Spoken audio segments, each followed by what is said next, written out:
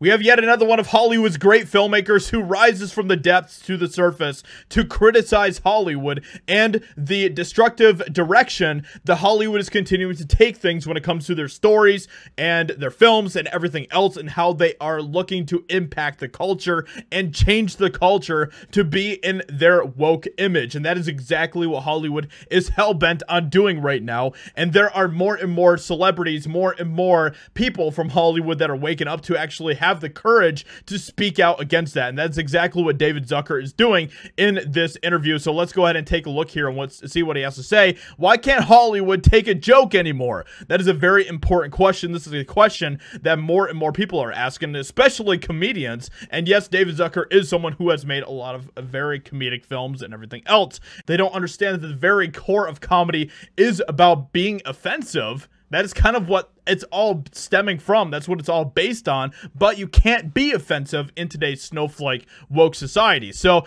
let's see what David Zucker has to say when it comes to Hollywood. My current writing partner, Pat Proft, and I, wrote a parody on James Bond and Mission Impossible. One female executive said, well, this joke is getting pretty risque here, and it was just a very mild joke about the lead female character because she had come up through the police department and through the FBI, said she needed a breast reduction to fit into the Kevlar vest. So that is apparently a joke. That is too much for Hollywood today. That's yeah.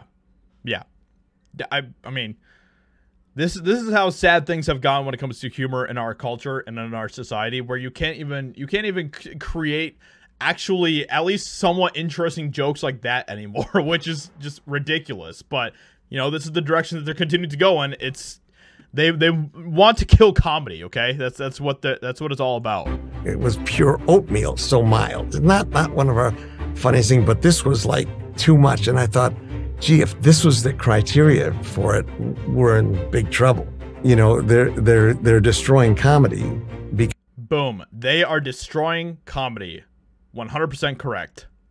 Because of 9% of the people who don't have a sense of humor. And that is so accurate. That is such an accurate statement. They're destroying comedy because of 9% of people that don't have a sense of humor.